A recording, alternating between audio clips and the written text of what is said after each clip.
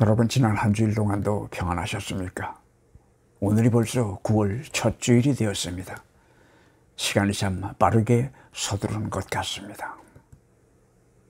실용주의적인 생각과 물질적 가치관을 기초로 하여 형성된 오늘의 사회에서 사람들은 내가 직접 경험한 것만을 믿으려고 합니다. 그래서 영어에도 Seeing is believing 이라는 말이 있지만 요사이는 내 눈도 못 믿는지 손으로 만져보아야 믿겠다고 합니다. 그래서인지 믿음을 이야기할 때에도 물질적인 증거를 요구합니다. 말하자면 요한복음 20장에 나오는 도마의 이야기도 그런 이야기 중에 하나일 것입니다. 그런데 도마의 이야기를 읽다 보면 그 보는 것과 믿는 것 사이의 관계도 실은 생각처럼 그렇게 간단하지만은 않은 것 같습니다. 물질 민명의 기초는 자연과학입니다. 그리고 자연과학은 관찰을 통하여서 가설을 설정하고 그 가설은 반복되는 실험을 통하여서 새로운 원리를 확인하게 되는 것입니다. 그리고 그 새로 발견된 원리는 기술을 통하여 적용하는 방법을 찾게 됩니다.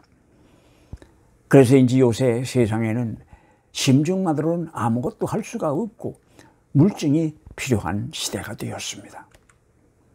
그리고 모든 위대한 발견 뒤에는 질문이라는 것이 있었고 어떤 때는 그 질문 자체가 바보스러워 보이는 것도 많았습니다.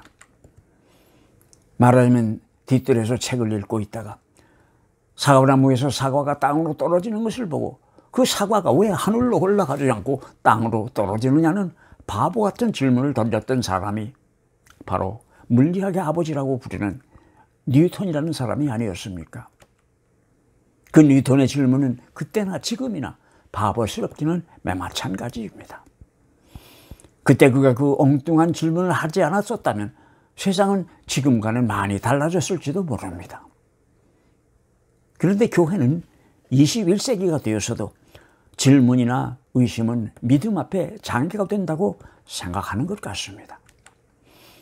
그래서 믿습니다가 아니면 믿습니다라고 목청을 높여 보지만은 그래도 그게 생각대로 안 되는 모양입니다. 그래서 이제 한때는 자연과학을 마치 신앙의 장애물이나 적으로 착각을 하던 어리석었던 시대도 있었습니다. 교회는 도마라고 하는 사도도 그런 사람으로 매도해서 그에게 의심 많은 도마라는 별명을 붙여주었지만 실상 사람들이 이야기하고 싶었던 것은 믿으라면 그냥 믿지 않고 따지던 도마의 믿는 방식을 못마땅하게 여겼던 것인지도 모르겠습니다. 그렇다면 믿음의 반대는 의심이고 의심의 반대는 정말로 믿음인가 하는 것입니다.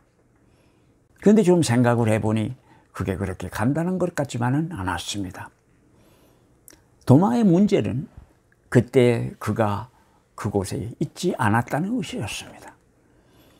그런데 그렇게 따진다면 우리는 어떻습니까?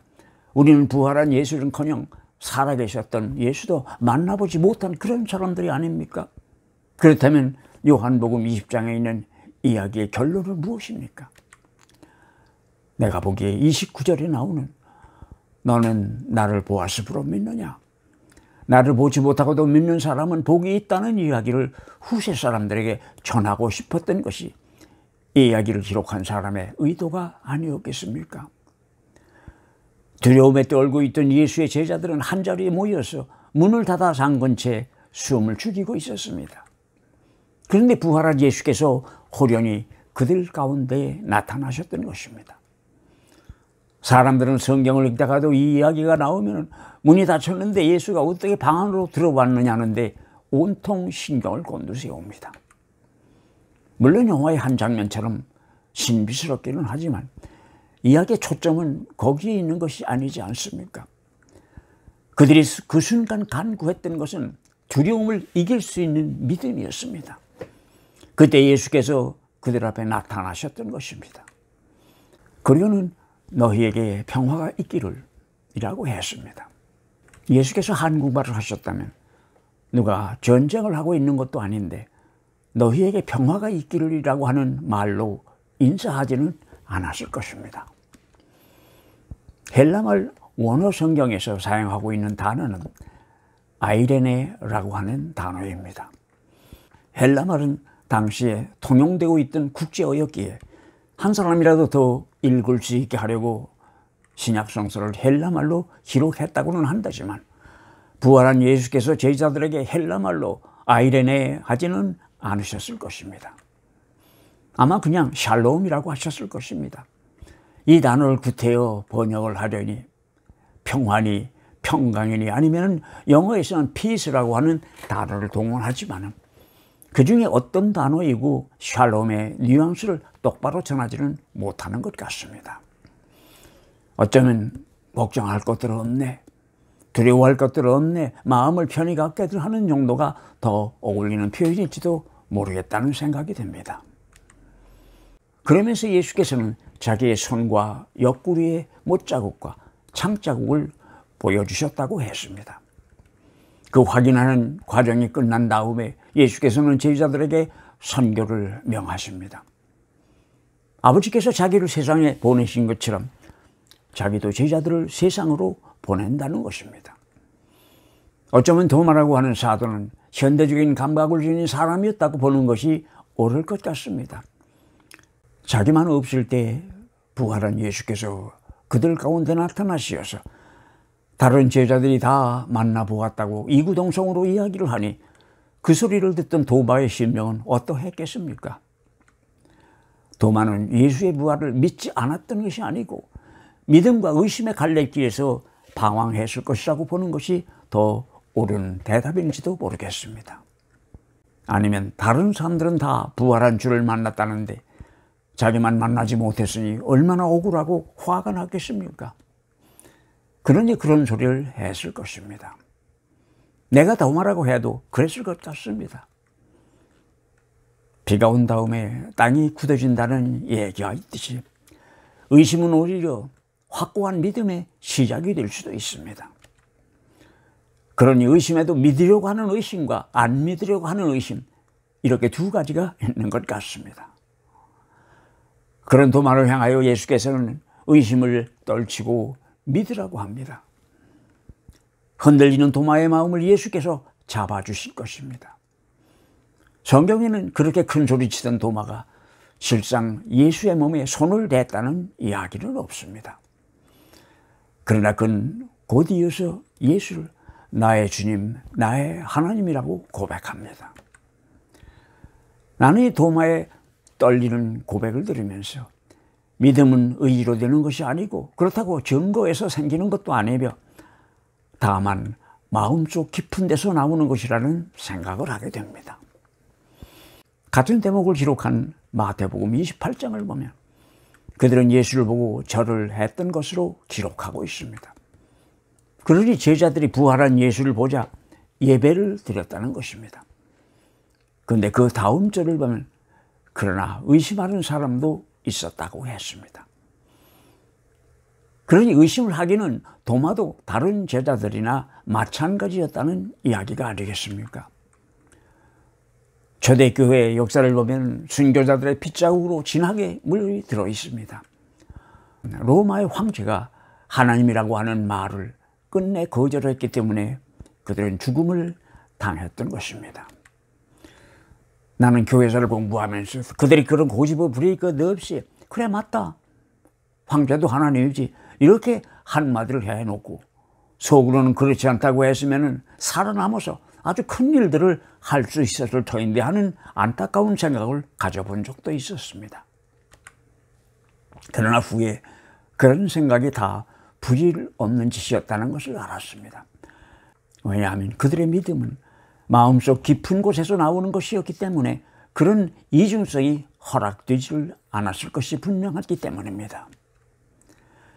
그런데 오늘 예수를 믿는 우리들은 어떻습니까? 도마는 부활한 예수를 만나지 못하여 믿을 수 없다고 아우성을 쳤다지만은 우리는 십자가에 달리기 전에 예수도 보지 못한 사람들이 아닙니까? 그리고 그 당시의 사람들은 예수의 초상화는 고사하고 그를 묘사하는 한 줄의 글귀도 남기지 않았습니다. 우리는 보았기 때문에 믿는 사람들이 아닙니다. 우리는 예수를 직접 눈으로 보지 않고도 믿는 사람들은 복이 있다고 말씀하시는 바로 그 사람들이기 때문입니다. 이 도마의 얘기를 기록한 사람들은 어쩌면 바로 이 한마디, 보지 않고도 믿는 사람들에게 복이 있다는 이야기를 전하려고 이 도마의 이야기를 하고 있다는 생각을 떨칠 수가 없습니다. 그런데 20장의 마지막 두 절을 보면 성경은 표적을 기록한 책이며 도마의 이야기도 그 중에 하나라고 했습니다. 그리고 그런 표적을 기록하게 된 목적은 후에 부활한 예수를 직접 만나지 못한 사람들도 예수가 구세주라는 믿음을 가질 수 있도록 돕기 위한 것이며 이를 통하여 영원한 생명을 얻게 하려는 것이라고 했습니다. 그렇다면 여기서 말하는 표적이란 또 무엇입니까? 다른 말로 한다면 도마의 경험을 표적이라고 한 것입니다. 원어 성경을 보면 20장 30절에 세마이온이라는 단어가 나오는데 이것은 영어 성경에서는 sign, 한국어 성경에서는 표적이라고 번역된 헬라어입니다. 그런데 같은 단어이지만 마태복음 16장 3절에 가면 저녁에 노을이 붉은 것을 보면 다음날 날씨가 맑을 것이라는 하늘의 징조는 알면서 시대의 징조는 분별하지 못하느냐는 말씀 중에 징조라고 번역된 단어가 바로 이 세마이온입니다. 그리고 또 누가복음 2장 12절을 보면 들에서 양을 돌보던 목동들에게 천사가 나타나서 갓난아기가 포대에 쌓여 구유에 누워 있는 것을 볼 수 있을 터인데 이것이 너희들에게 주는 표적이라고 했습니다. 여기서 이 표적이라고 번역된 단어도 역시 세마이온입니다. 한 가지만 더 이야기를 한다면 바울은 편지를 쓸 때 다른 사람들을 시켜서 대피를 하도록 했던 것 같습니다. 왜냐하면 데살로니가 후서 3장 17절을 보면 바울은 친필로 문안한다면서 이것이 모든 편지에 서명하는 표라고 했습니다. 여기에 표라고 번역된 단어도 같은 세마이온입니다. 그러니 도마의 이야기를 표적으로, 표로, 징조로 해서 믿는 사람들은 복이 있다는 이야기입니다. 왜냐하면 믿음이란 증명하는 것이 아니고 경험하는 것이기 때문입니다. 여러분, 평안한 밤 되시기를 바랍니다. 다음 주 저녁 8시에 다시 뵙겠습니다. 감사합니다.